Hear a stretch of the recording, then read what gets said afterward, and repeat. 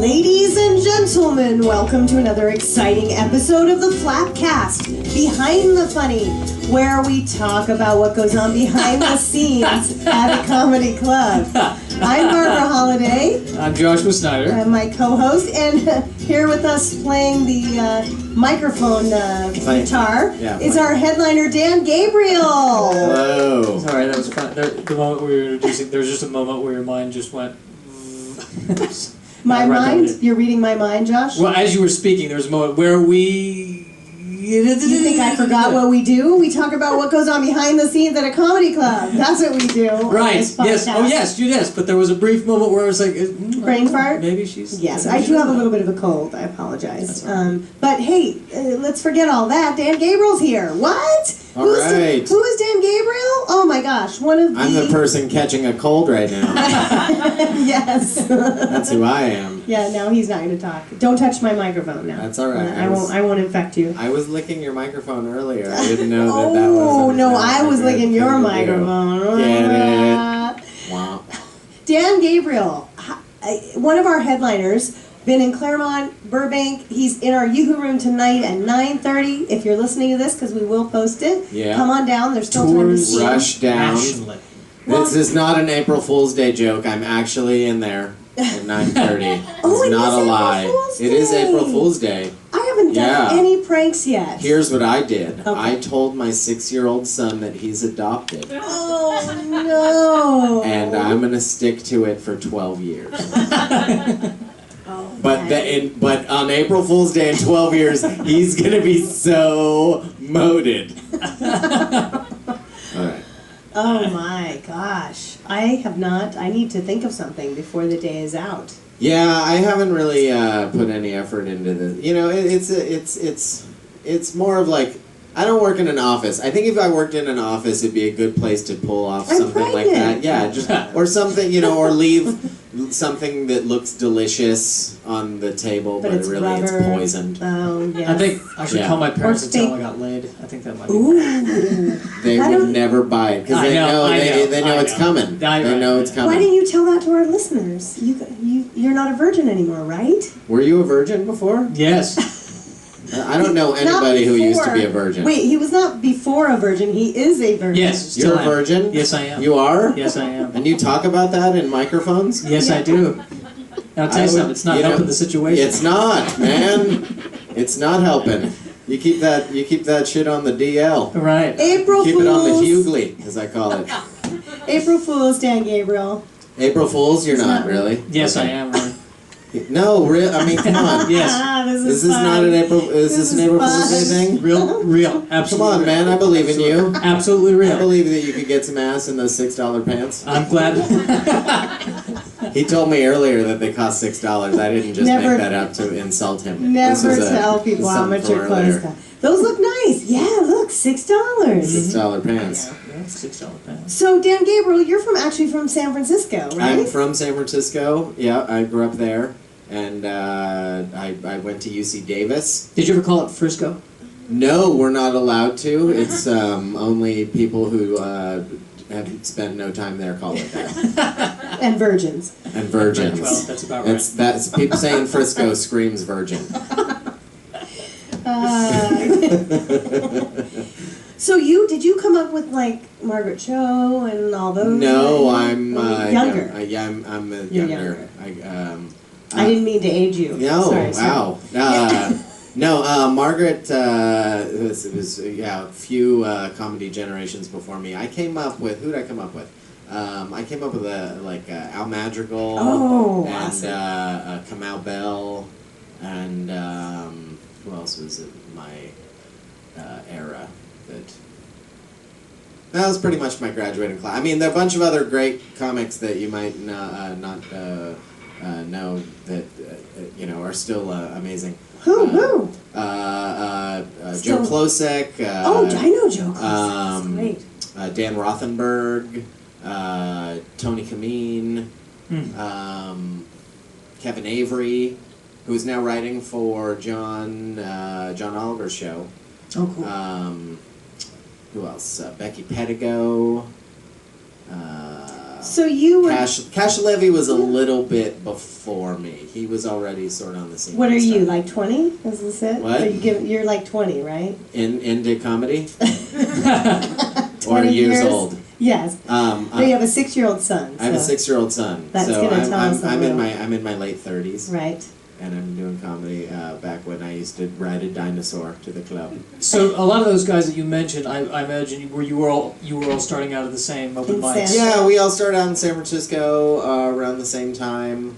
And the way the scene was in San Francisco is there was Cobb's and there was the Punchline, and they were separately owned, and both of them kind of made each other better because they were, very competitive. And now they're owned by the same company, and it's just a different kind of deal. Live and Nation, Cobb's has right? moved to a different location, and they're both still great clubs. But back when it was a man named Tom Sawyer used to own Cobb's, and we were all afraid of Tom. All of the comics, we all got better because we were all afraid of Tom. And the way the scene was in San Francisco is Cobb's had showcase nights Monday, Tuesday, Wednesday. It was right in the middle of the Fisherman's Wharf. So it was going to be packed in there with a bunch of different people from all around the world every night of the week. So it was a great club because it was always paying customers from all around the world, and So Monday, Tuesday, Wednesday, he would book the show by everybody calling in at 3 o'clock. Exactly at 3 o'clock, you had to drop whatever you were doing and find a phone, and it wasn't... And whoever calls first goes, or what? Well, it was, sort of, and there was a kind of a hierarchy, but he would just sort of pick up the phone at 3 and be like, hey, Tom, it's Dan Gabriel. Try me next week, Dan. Because he'd have, certain spots for certain people, and where you were on Tom's list sort of set the, order for who was, doing better in his eyes or whatever. But anyway. Tom Sawyer's list. So we would all, we'd all freak out about the 3 o'clock call, and it was embarrassing. If you're in front of people that you care about what they think about you, and all of a sudden it looks like you have to win a radio contest real quick. It's like, excuse me, I know you think I'm cool right now, but I'm about to look like a jackass for the next 5 minutes as I keep hitting redial and, but, you eventually, and I had to call for a year before I got on. A year! I was calling from Davis. I was calling long distance. He didn't know who I was and didn't give a shit, and there were a ton of comics, and why should he? And then Will Durst, I asked Will Durst, hey man, put in a word for me with Tom, and the next time I called, he said it was on. Yeah. Referrals from great comics work so well. I mean, what am I going to say to Will Durst when he says, hey, you got to see this guy? I mean, Will's amazing, Yeah, I mean, it's, that was a very important lesson I learned early on in comedy, is that be nice to the other comics, because so much of what you get in this world is going to come from the other comics. You know what I mean? It's very few people are only in good with bookers. Right. You know what I mean? Right. But all the comics think he's a dick? No, that guy doesn't exist. Yeah. So once you were in there, then did you start to get headline spots there? Were you just featuring No, there? that was just, I would be showcasing there for a long time, and then eventually he started working me, letting me host, and then I was working over the Punch. The way the Punch did it was on Sunday nights was the showcase night. And you didn't know if you were going on. Everybody just showed up, and the manager walked around the room and went, Josh, you're next. And you didn't know, and you showed up dressed up, ready to go every Sunday, and sometimes you'd go a long time without even getting on, but and it was cool, because it kind of made us all, kept us all on our toes. So were you working another job, like you had a day job, and No. Were you a student, or you got lucky? What? I was going to Davis when I started, and I was waiting on tables at the Sacramento Punchline while I was going to Davis. Oh. So it was helped me kind of be near it. Yeah. And I'd get to watch amazing headliners coming through that when they were still doing clubs. I got to watch Lopez still doing clubs. I got to watch D.L. Hughley, and Jamie Foxx was still doing clubs. I got to Chappelle, and Mitch Hedberg. They were all, coming through, and I got to watch these guys work out their stuff for a week, and while I was waiting on tables, and it was cool. I wasn't really old enough to be in the room. I was like 19, and it was a 21 year-old deal, but I still get to be in there because I was working there. Right. And by the time I graduated college, I had enough road work booked up that I could justify not really doing anything else. But I wasn't really making money. I was just spending what I was making getting to the gigs. I'd take, a low money runs in like Denver. I'd go do a week in Denver, but it paid crap. But I'd, get to be in Denver for a week doing comedy, and, so I didn't really give a shit, but I was breaking even. So I was breaking even and building up credit card debt for a long time, and then until some better gigs came that eventually paid the bills. So how'd you end up in LA? I got sort of done in San Francisco. I was working at both clubs, and I was auditioning for local stuff, and there wasn't really anything left to do. And I was from San Francisco, and I kind of felt like I needed to move away and, be somewhere where I didn't grow up. And so I moved down here. With a girl at the time, who's my girlfriend, and another comic. We lived in West Hollywood when we first moved down here. Who's the other comic? Dave Burley. Oh yeah, Dave? I know Dave? Yeah. Dave and I were roommates, and we were so broke. Both of us had so much credit card debt that we couldn't pick up the phone. The phone was always ringing, and we couldn't pick it up because between the two of us, it was a creditor trying to hunt us down. It was brutal. But you're still with your girlfriend today, right? No, I left her, and I found another girl, and I married her, and had kids. Yes, married with children. That's super fast forward. Yeah. I'm curious though. So you there was a point where you were kind of going to Denver and doing not lower level gigs. Well, yes, lower level gigs. And but then you said there was a point where you started getting better gigs. How did you make that transition? Or did it kind of just happen naturally? Moving to LA helped a lot because it kind of shows everybody that you're serious about it, that you're not just, not just killing time with a hobby, that you're, jumping in with both feet. So once I moved down here and once I started getting a couple of TV things and they were airing, and they were like when I did Premium Blend.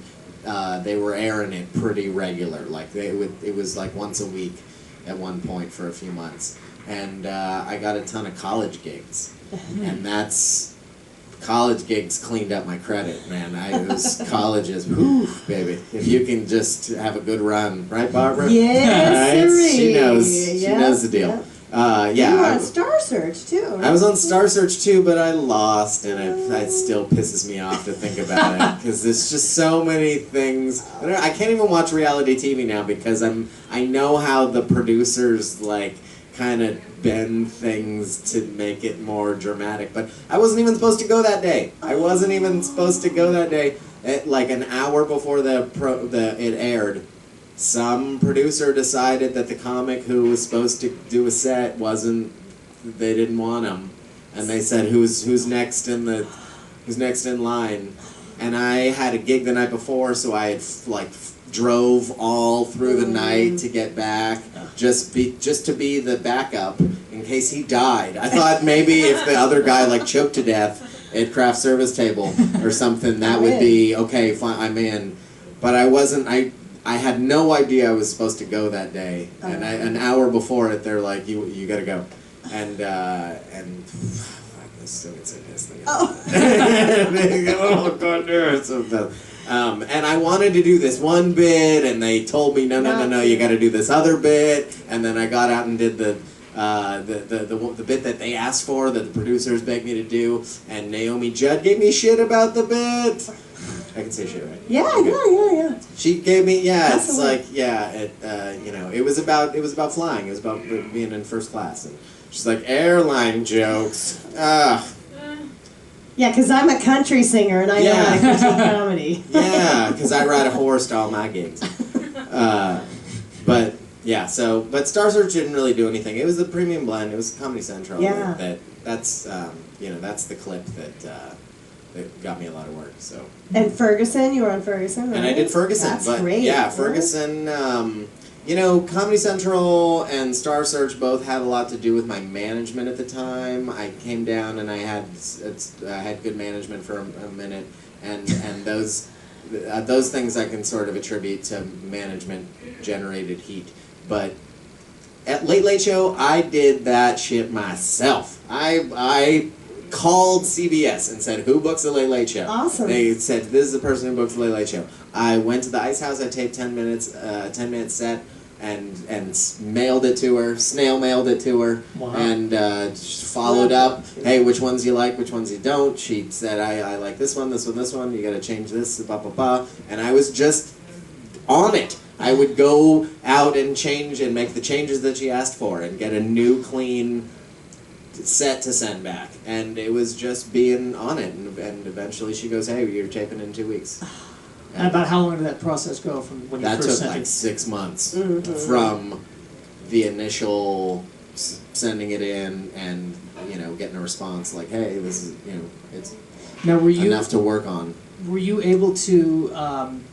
So you were able to basically contact them without any representation. Anyone can. Anytime. Anybody can do it, Oh, Yeah. wow. Okay. but it's But everyone's not professional. everybody. enough, Some people give per up. se. Some people Yeah. explode. Some people call down there and go, "Why give me my fucking Right. set, you prick?" And you can't. It's funny. It sounds very obvious, but you can't. You just have to be professional about it, and just keep asking for notes. Sometimes they don't get back to you. I was surprised when she was, when I got the email back. But you got to throw a lot of hooks in the water. Well, and, you and just- maybe some fish bite. You also just said something very key, which is asking for notes. A lot of people don't realize when you do a late night set, they are telling you which jokes to do and which jokes not to do. Different late night shows have different emphasis, Yeah. So, Conan's a little more edgy and, Ferguson's a little more smart. No. But, they all have their, writers, and they ask you to submit your set in writing. I always think that's interesting. Like, they want the joke, play by play. Yeah. And then they'll say, move that, do that, or don't do that. Or, Or you know. can't mention products, or Right. products can't be named. They don't Yeah. want, you can't, your joke can't be about you causing harm to somebody. Yeah.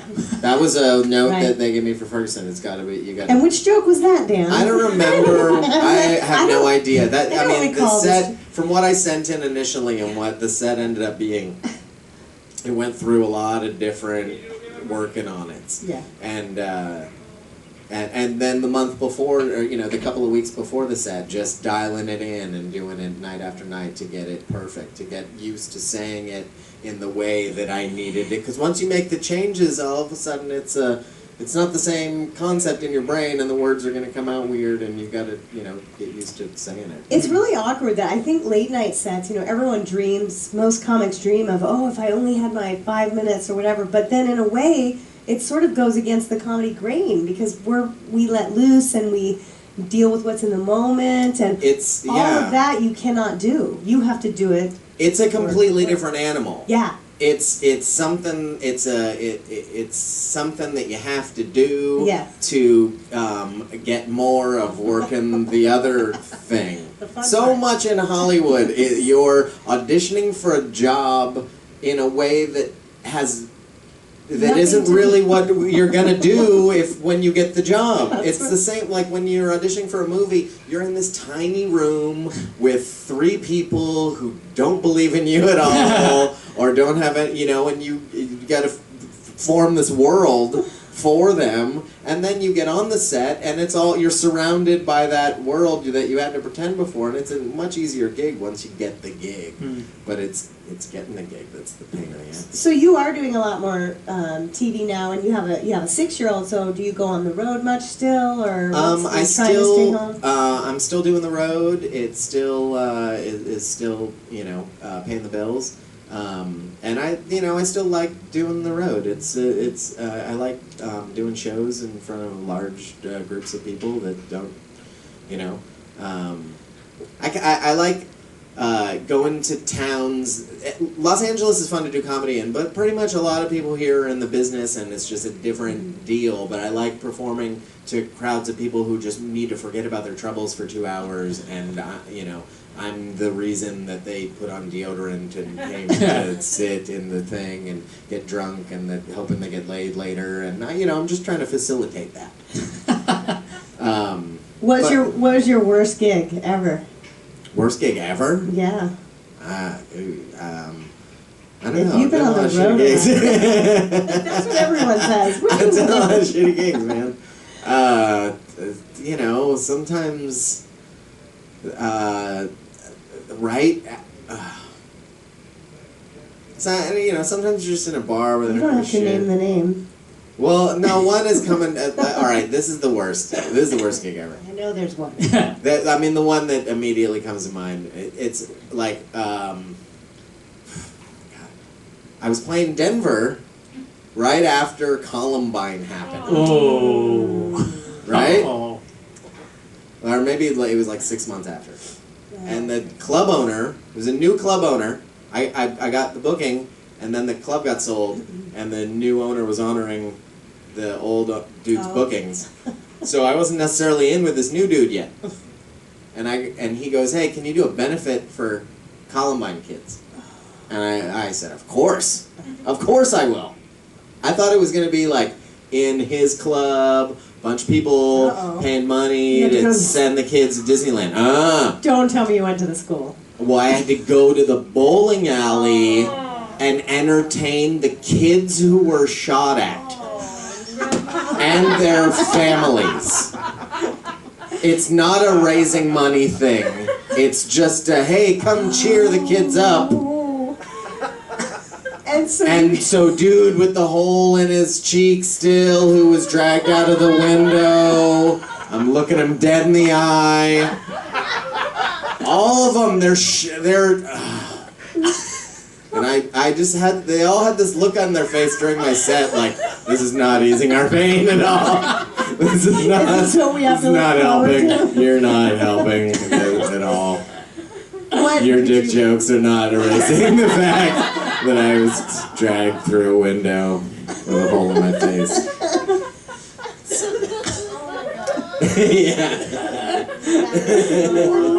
Yeah, it was man. Whew. I don't smoke cigarettes anymore, but that cigarette I had after that gig, just that thing being over was. God, it was wow. And I was not brought back to that club. That's the real shitty thing about it. It's like, I did this awful thing. Why did they get a juggler or something, for crying out loud? A magician or something. I mean, to have a stand-up getting up there complaining about their life. And I hadn't been doing comedy for, I'd only been doing comedy maybe 3 or 4 years at that point. So I didn't have that many jokes, really, and a lot of my jokes are like, and then so-and-so dies, or blah, blah. None of those jokes are landing at all. Any joke where somebody got hurt is just, it's the same, it's weird. It's the same thing with late show submissions and doing a show for the Columbine victims. No getting hurt jokes. Just scratch those right off the thing. So what is your writing process? Like, do you actually, you come back from that experience and do you write, I'm not doing that joke anymore? Do you record yourself?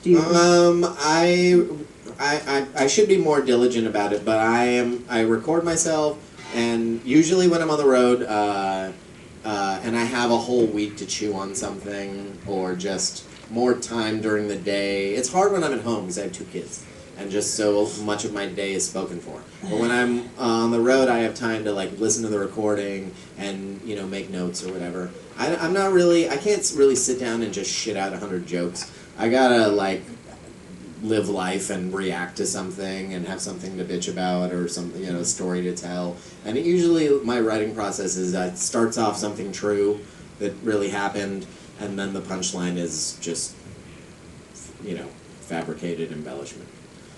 Have you done anything on that Columbine bit? That's hilarious. No, I had. Well, the time has come where you could where almost. it's far enough. It's hard to bring it up. It's hard to bring up mass murders when and just hey, everybody keep on the same page about it. You know.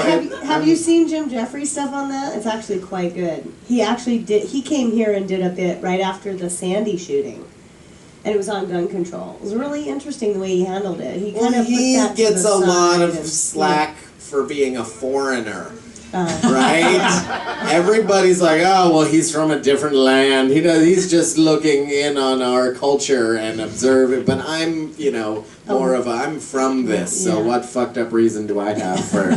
It's I don't really get political.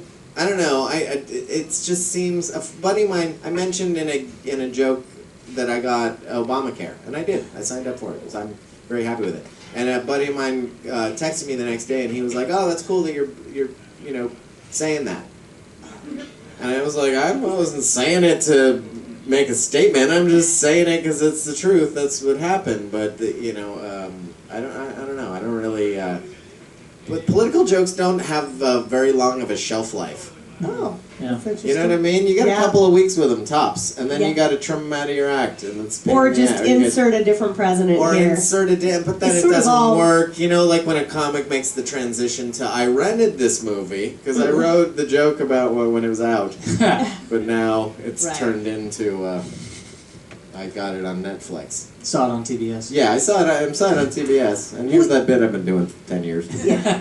Well, your stuff is... Have you seen this Die Hard? Your stuff is very sort of playful, and I don't know, when I think of you, I always think of sort of silliness, a little silly. Like you said, you take that truth and you really, you spin that punch. I was wondering if you could trace, I really enjoyed it, he has a Paula Deen joke. Oh, yes. You want me to tell the joke? Well, or trace kind of how you thought of it and how... if that's okay. If you don't want no, that's fine. Does a great So I have to tell the joke? You don't have to. It's a joke about Paula Deen. It feels weird to just do it. All right, here's the joke. And scene. And scene.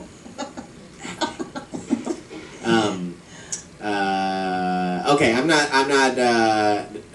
Paula Deen. I like Paula Deen because her recipes are good. But I'm not even mad at Paula Deen for being racist. I knew she was racist. I got her cookbook. It says right there, beat 3 eggs like slaves who tried to escape. I'm going to beat them regular. So that joke, I wake up not every morning, but a lot of mornings I'll wake up and just be like, all right, I'm going to write a joke right now.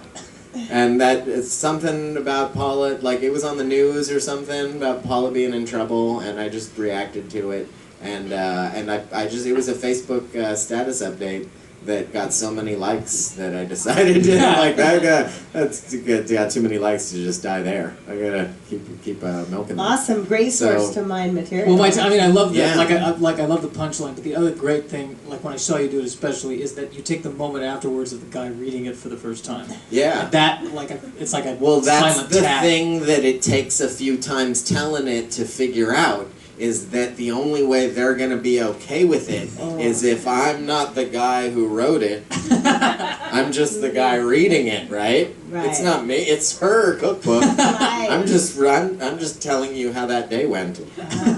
Excellent. But you have to separate yourself from the person. You can get away with saying anything if you put it in somebody else's voice that you're upset at. That was the whole, that's how I've always gotten away with racist material, come to think of it. Is I used to do, anyway. What ethnicity are you? I'm half Filipino. Half? And half bald white dude. So your mom is Filipino? My mom, maybe. yeah, my mom's That was Filipino. a dumb question. My dad is English and Jewish. Oh. Yeah. Wow. Yeah. Jewish. Filipino. Yep. Yeah, Jewish. So there's a whole Jewish part. I was raised Catholic, so I'm screwed up in that way. But I have a whole section of Jewishness in my family. I've been to a lot of bar mitzvahs and bat mitzvahs and all kinds of. I was made matzo ball soup every time I was sick. It's a weird. I'm kind of caught in the middle of a few cultures. So you have 2 kids now. Are they comedians? Are they what? Are they comedians? My son, my 6-year-old son Max is he has great stage presence. He was just in his school play, and all these parents said that he stole the show. I was just staring at him because he's my kid. But Did you see Louis C.K.'s bit on SNL? I did. Oh, it was great. He said, "There's no joy." Like, I just went to see my kid's school play, and there's no greater joy than when it ends. Over. It's a Louis C.K. joke on SNL, but yes, so yes. yeah, I just seen that, and when he tells that, I see the next time he drops his kids off, getting shit from the principal and the teacher or whatever. Like, oh, you didn't like our play. And I know that he got shit about that the next time, but Well, have you had to go in for Daddy Career Day, and they're like, my dad's a comedian? That's the thing about living in LA is that I'm the lowest rung of show business compared to the other parents that he goes to school. Like one of the other moms is on Boardwalk Empire. She's a regular on Boardwalk Empire. One of the other the dads is a cameraman on Hunger Games right now. He's so many people are just my daddy. Yeah, they're serious. Andy Dick's kid goes there. Adam Carolla has a nephew that goes there. They had Adam Carolla do the fundraiser a couple years ago. Yeah, I'm low on the rung. A couple of the parents know I'm a comic, and they will do that thing that acquaintances do with tell me when you're not tell us a joke, but tell me when you're playing. Tell me when you're going to be playing local, and we'll come see you, of course. Sure. So I told them, hey, I'm playing down here. They never show up. That's just it's yes, fine. It's just a courtesy. And then it just makes pickup awkward. You just stay in your car. Come in. It's a weird Drive turn around. You gotta get out, and I got in a car accident with one of the other parents last week. It goes, still not exactly sure who's at fault. I think their fault. Well, here's the thing: is I'm so married that if I got in this car accident with this woman, and she gets out and starts crying, and I immediately start apologizing. It's just a reaction to crying lady. I'm sorry, just make this all go away. Just stop. Just stop crying. Just get in your car, go away. Oh, craziness. So what do you have coming up in the future besides your Flappers gigs? You're here tonight at 9:30. Then you're going to be coming for our birthday weekend, which is in September. Yes. And I'll be 6th and 7th. Amazing show. We have tons of great headliners like Dan stopping in, doing time. And I'm going to be headlining at Claremont the weekend of, that's my birthday weekend, actually, that we had booked in Claremont in October. I like that little 25th part of and town. 26th, Yeah, actually. It's a cute part of town out there. Oh, perfect. Come and bring everyone listening, bring them some birthday cake. Now. Yes, bring me birthday treats. And I'll be playing here sometime. I love this club. I love it here. So I really do. I'm not just kissing your ass. I have so much fun here. I was on the Yoo-Hoo Room last weekend. I did 4 shows in the Yoo-Hoo Room last weekend. I left 2 days. I got like 6 new bits out of that. Oh, excellent. I'm so comfortable in there. You can just chew on shit and just let a joke form itself. It is a great room. It's great. Well, this is the time you've got such history behind you and such great skills. We have a couple of comics who would like to get some feedback from you. We call this segment Punch It Up. All right. And are you open to getting these guys up here on stage? I guess. So we have 2 comedians, and they're going to each do about 3 minutes, and then come over and talk to us, and we'll give them some feedback. How's that? Time for Punch It Up! All right. Who's our first comedian? First comedian coming up. Guys, give a warm round of applause for Chelsea Grow. Chelsea! Nice. Hey guys. Hey. So, some good news. I actually have lost 45 pounds since I moved to LA. So, thank you. Started a brand new diet as soon as I got out here. It's called The Struggle. So, that's happening. You're on the struggle diet when beans is an entree, right? It's like you only pull out Bush's Bake when that hot guy comes over. The funny thing about being on the struggle diet is actually really being in LA, it's the only city in America where no matter how bad your circumstances for weight loss, you're still gonna get a compliment. It's like I lost my car, I got repossessed, and so I started walking a lot. And naturally, my body got a little more toned, so people started noticing, complimenting, "Yo, you look great. What have you been up to?" "Oh, lost my car. Have to walk now." "Oh my God, that is so terrible. I'm so sorry." "You look amazing, though. You look fantastic. You really should keep it up." Keep up what? Poverty? Just keep up that poverty. Speaking of poverty, actually, the homeless people in LA actually baffle me because I'm from the DC area, and the homeless people there are very appreciative. If you go up to them and they say, "Hey, do you have any spare change?" "Sure, here you go, here's some change." They'll do a backflip, a dance, they'll offer you a back rub. Out here though, I noticed the homeless people, they've got a little problem accepting help, right? The homeless woman outside of the convenience store near me. I went up to her and said, "Hey, here's some change for you, sweetheart. Here's some change." She said, "Oh, no, honey. I don't do change." "Okay, great. I see you also don't do shoes or shelter, but it's fine, Gladys. I'm just trying to help. And then another homeless guy at my laundromat. I go up to him. I'm like, "Hey, you know what? I want to help you out today. How can I help you?" He said, "I'd love a beer. I'm working with food stamps. Let's keep it on the EBT applicable items." And, he says, "All right, you know what? Don't worry about the beer. Just get me a Perrier water." I'm like, "Oh. Really? You're just going to order a top shelf water? You skipped Aquafina and Dasani, right? I feel like your level of water should be garden hose. And then you just shot to the top. I don't know, this city is full of people that are superficial, and I really think it's to the point now where they're superficial about the wrong things. I was at the doctor's office, saw a poster, right? And they had the smoker's lung and the healthy lung. We all know smoker's lungs tend to be black and tarry, and then versus a healthy lung that's attractive and pink and etc. So I'm looking at it, it's just so amazing to see the difference. And I just said, wow, I can't believe that's such a drastic, difference. And the woman next to me is like, "Yeah, totally right. That's why I can't smoke, because I cannot have ugly lungs." It's really? So you're worried about your lungs, yet your face looks like it was made on God's day off. I don't know. Pretty hurts, that's all I'm saying. Let's lay off the plastic surgery. All right. Thank Perfect you. timing for Chelsea. Come on over here and say hello. Hi. How long have you been doing comedy, Chelsea? I always like to ask that. I started November of 2012, so What? I guess that's so I guess that's a year and What? 4 months. Wow. something. Awesome confidence for Thank such you. a short period of time. Really. Yeah, your bits are really well worked out already. Oh, wow, It thank you. Yeah, it seems like you've honed, like you've been doing it a minute. Did you take a class to start, or just? No, I just went to a lot of open mics and got a lot of truth spat at me. But yeah, no, I haven't taken any classes yet.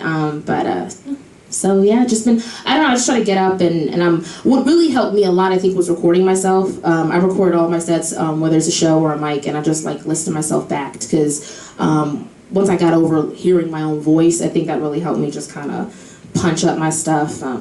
But thankfully, I've met a lot of comics who have just been giving me a lot of feedback and just really helped me in that way. Did you, when did you move out here from DC? I moved out here in August of 2012, so. Okay. Yeah. So you moved out here and then you started comedy out here? Yeah. You didn't do comedy at all in DC? I did not know. It's funny, I moved out here to act because I thought I was going to be this dramatic actress, and then everyone was like, "You should do comedy," and the thing is, I was really apprehensive because just because somebody's funny in conversation doesn't mean they're going to be funny on stage, so I was always terrified. But I just went to an open mic one day at the Pig and Whistle in Hollywood. I just went there, did the mic, and I was the only comedian. It was like 4 poets there and just me. So, and then it went over really well. And then I was like, let me give this a shot. And then I fell in love with it, and now I'm hooked. So I definitely think this is what I want to do for sure. So I enjoy it. Okay. As far as the jokes that you did, just some notes. Okay. There's somewhere in there is a great way to tie the jokes together about you being on the struggling diet and the homeless people. Like maybe you could do the homeless people jokes first and then do the jokes about how you're struggling, and then it could end with you asking for a Perrier. Okay. You know what I mean? Like at first you've set yourself very above the homeless people that you're complaining about, and then as it goes along, you're understanding their plight more and more, and so much that what didn't make sense to you at the beginning is come full circle. Okay. You know what I mean? No, I get it. Yeah. I had one note in there. What was it you said? Bush's Bake? Oh, Bush's baked beans. Like like that's like a top. I was trying to play that out. Like that's a top shelf brand of beans. So I couldn't. My one big note. You have awesome stage presence. You have awesome confidence. Your voice is awesome. I love the quality of your voice. I sound like we're on American Idol right now, but no, seriously, you have a nice voice. But I would give you one note and say slow down. Okay. Just because, I just didn't understand what you said. I kind of thought I did. And always, if my mind is going away from you for 1 second, you've lost. You lose them. So don't be afraid to enunciate and really stress that. Okay. And that's the can of beans. Is that it? Bush's baked Bushes, beans. yeah. Bush's You have baked Bush's baked beans? No. They're the best. Oh, they're the red They are. can That's thing? it's the one with the commercial with the talking dog. They're the okay. Perrier of beans. I see. It's the Perrier. Yes, see, So, right that down. Jokes right now. That's the way. Yeah, that's a That's note how that we I came up made. with it. Is have a comparison can of beans. Yeah. Right. You have the Bush's baked beans for when you have a date, but normally, what are the kind of beans that you're just Okay. find some generic name, Springfield, or some find the funny broke dick can of bean name. No, thank you. No, because I think that's one of the things that I've personally been trying to work on is my speed, because I've heard that since I've started. And I've actually, ironically, I've gotten a lot slower, but I know I still rush at certain parts. So thank you for that. And then also tying stuff together. I think that's sometimes where I struggle, is just making it. You're going to get huge laughs when you slow down, because you're so strong in your speech and you'll slow down once there's people, and it's harder when it's just a few people. You tend to speed up just to cover the dead air. I had a little thought on the healthy lung thing too, which might be fun. Is because just to maybe make a more dramatic comparison, when you said here's the dirty, ugly black, and then there's the healthy lung. It's like dressed in cardigans and heels or something. Maybe instead of just because they're both physical descriptions, so maybe give us a shock, or like, what is a healthy lung? Maybe they're sucking on a Jamba Juice, or the healthy lung looks like. Was just looks like West Hollywood. Yeah, or you could say they're organic. Or you could say, you have the prettiest spleen. Right. Okay. Or It just, my mind went to healthy, and there's so many nice references to that you might be able to have a little more play in there. No, I like that. That's definitely. I didn't even think of that, but that makes sense. Right, and then when the girl says it, there's all kinds of organic and references in there. Anyway, that was actually all I had. Those are my big notes. Do you have anything else, Dan? Joshua, do you want to say anything? 2 things. Number one, Ed, could you bring her mic level down? It's blasting out my ears. Thank you. Sorry. Not you, Chelsea. No, you're great. I'm deaf now. What? No, the reason why I wanted to put you on tonight was I'm really impressed with. You've only been doing it for a year, but your writing is very polished, and polished, personal, and it doesn't. I feel like you're avoiding a lot of cliches. I mean, you're talking about your personal experience. Only thing I would say is that I want to. If we're pretending this is the first time I've ever seen you do stand-up, I would want to know more about who you are. Maybe go. I mean, we get that you're from, that you're poor and you're from D.C., but some other more uniquely. I want to know more about who you are and what your outlook. You got your outlook, but more uniquely who you are. Just some little vulnerability, I guess, is what I always like to say. A little insight into who you are. And sometimes you can do that really quickly with just some extra details. Mm-hmm. Like what kind of car that you had that was repossessed, or what kind of job you were going to that people were asking, what sort of diet you're on. Right. Just set the scene more, and that will fill in extra descriptions of where you're coming from. Great. Okay. Yeah, that's Thank great you advice. so much. Well, Chelsea, thank you so much for joining us today. I hope it was helpful. No, it was for you. very helpful. Thank you. It was very nice meeting all of you. Yes. So Good job. thanks. Thanks again, Chelsea. We'll see you around Flappers. Okay. Who else do we have, Josh? All right, guys, give a round of applause for Mr. Julian Fernandez. Julian. Hey guys, I had a really odd thought, as usual, that what if Jesus was like a teenager nowadays and in high school, do you guys think he'd be like the cool kid who like was privileged and was always like, do you guys know who my dad is? But they give you all this, okay? So back off. Or do you guys think he'd be like the nerd who always did magic tricks and everyone just had enough? Or he'd actually probably be like that kid that brought like alcohol to parties, but he'd always get bottled water first. And everyone's like really confused, like, Jesus, what you doing with that bottled water? He's like, watch this, boom. And everyone's like, Jesus! That was one of those stories because nobody talks about Jesus as a teenager. It's like baby, cries, poops, performs miracles. Adult, cries, poops, performs miracles. Nobody talks about teenage Jesus. I want to hear those stories, like his awkward dates, or when Mary walks in on him praying between the knees. That's the Catholic way of saying that he was jerking off. But I just imagine it's just like she walks into his room, she's like, Jesus Christ! He's like, Mom, get out of here! And she calls up God. They have phones, just deal with it. And she calls up God, she's like, God, do you know what I caught your son doing? And he's like, no, what was he doing? I caught him praying between the knees! Oh, wow, okay. I think you should have the talk with Jesus. You know what I haven't done in a while? I haven't caused a flood. I think I'm gonna go, God damn it, you come back here and talk to your son! I think it'd be hard for God to talk to Jesus about sex, because I think God, all he had to do to get Mary pregnant was just be like, you. Birds and the bees, boom. I'm gonna go eat a salad. That's all I got for you guys. Thank you so much. Julian Fernandez.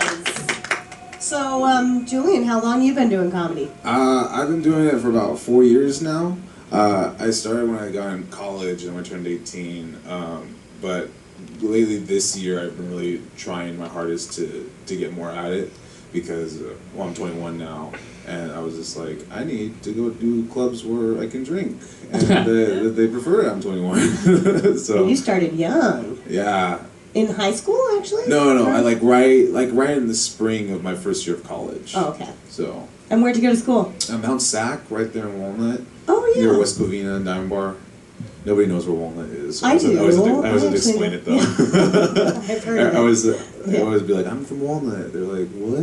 You know where Diamond Bar or West Covina or Pomona or anywhere that's not Walnut is? They're like, yeah, right in the middle. There's this little area. That's great, actually. Yeah. So where did you start? My first club I ever did was the Laugh Factory on Sunset. Really? And, yeah, I went for their open mic, and what was funny was I went and I left at 2 because I had a class, and I was really freaking out because I remember they'd said like line up early because there's only that take like 13 people.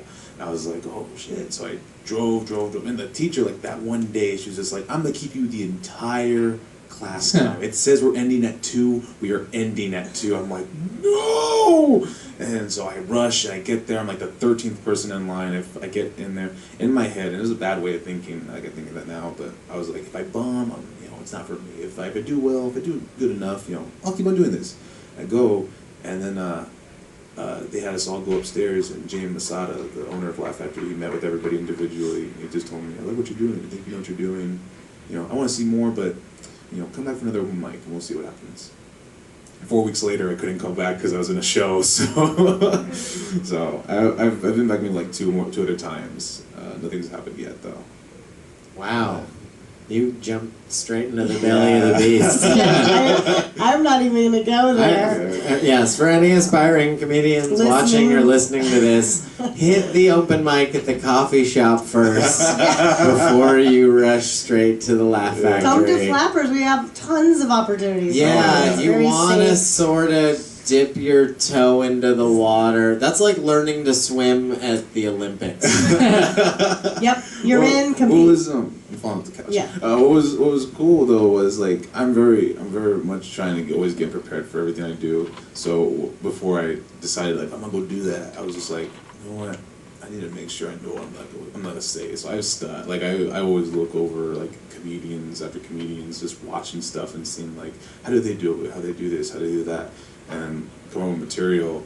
Like it's kind of the same as you were saying. Like just like whenever something happens, I just write it down in a quick little sentence or little phrase, and then I go back and hopefully I remember why I thought that was funny. Yeah. So you haven't taken any classes or anything No. yet, huh? Yeah.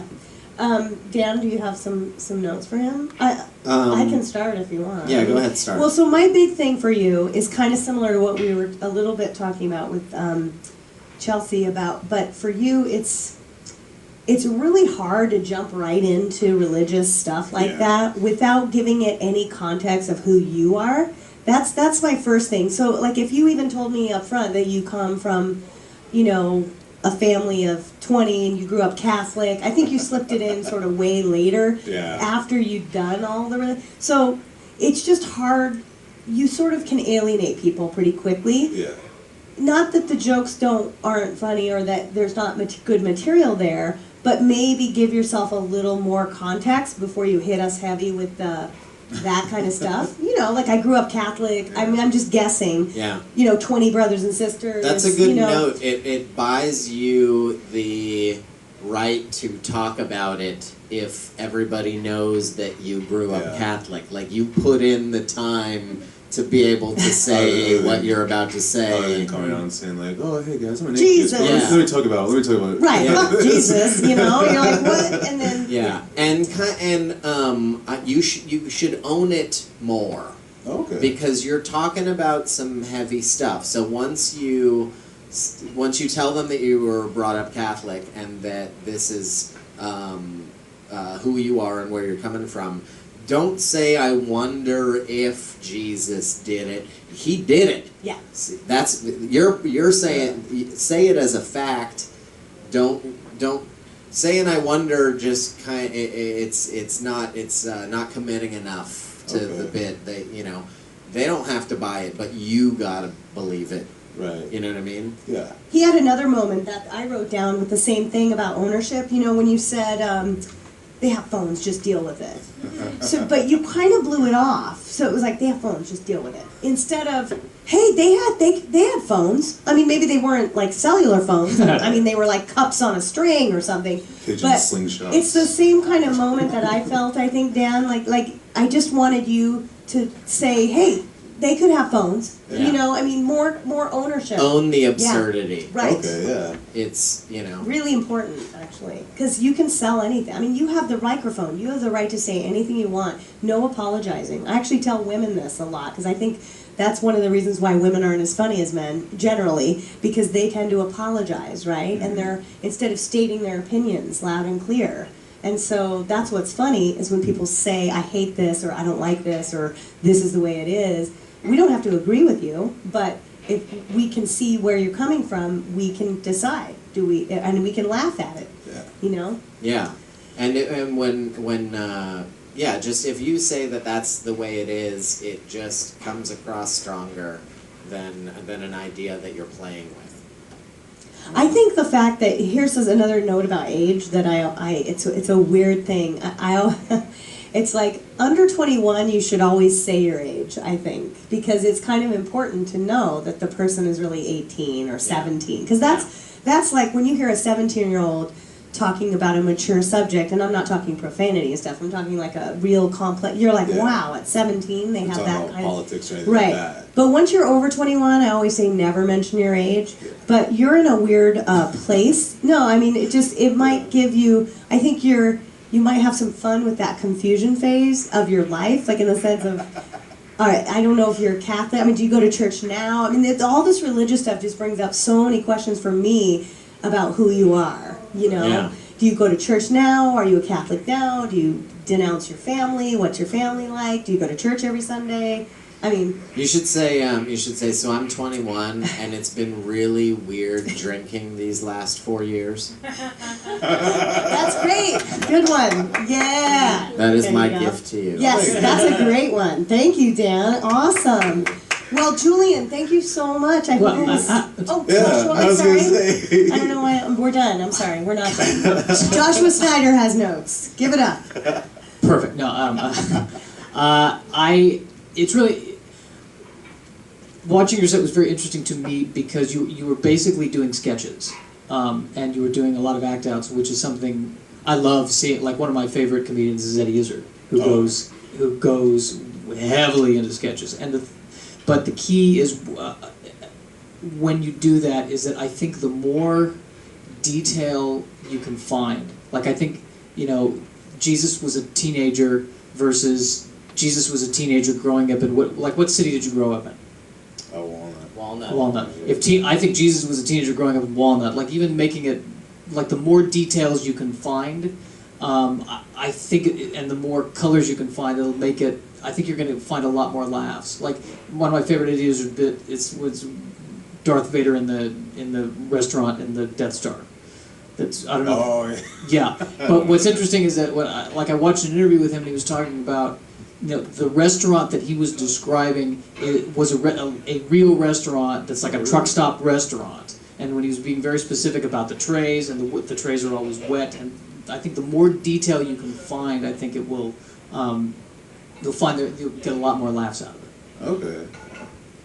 Is that it, Joshua? Yes, that's it. Dan, do you have anything else? No, I'm good. That was not a gracious I'm answer. good. Well, there you have it, Julian. Thank That you is so much, our guys. feedback. Thank you so much for coming and joining us today on the Happy to be here. podcast. All right, we'll see you at the open mics and all around Flappers, right? Of course. Thank you so much. Now fight to the death, you two. Wow, well, what an interesting day. It's been fun. Dan, do you want to plug anything else before we go? I actually am part of a DVD that got released today. What? That is it's called. It's sort of weed related. Ooh, sort of. It's called the 420 friendly comedy DVD. I don't know. Just Google search 420 friendly. He can't remember. He's stoned. I can't. I'm too stoned to remember. But it's it's me and Guy Obelam, Jasper Red, and Keith Lowell Jensen. We taped this thing a few months ago, and it's really awesome. And it's available on Amazon and other places, but find it on. Just make sure you have some donuts when you're watching it. Yeah, get yourself some donuts and pack up. Smoke if you got them. Awesome. And then in Burbank this weekend, We have the Preferred Parking Comedy Tour. which is Samuel J. Comroe And and Drew Drew Lynch, Lynch. yes. One Twitch, one Stutter, one Funny Friendship. Nice. Young boys, very young. Is there extra handicap parking that weekend? Yes. We have, they both have their preferred parking, and then all of the guests will have preferred parking over at Ashley Furniture. Okay, nice. And who's in Claremont this weekend? Henry Phillips. Oh my I Comedy love music. Henry Phillips. Henry Go Phillips do is yourself a favor. Go see some Henry musical Phillips. comedy like nobody's business. Original And songs, original. not parodies. I was just about to say. Henry is amazing. Yeah, Google him. He's got some great stuff online.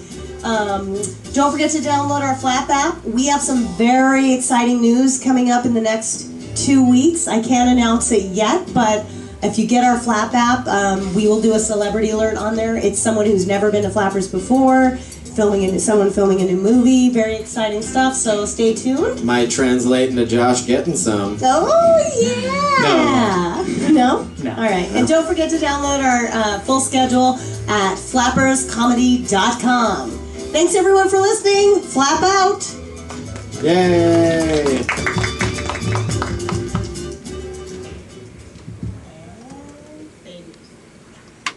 Thank you, Yep. Dan.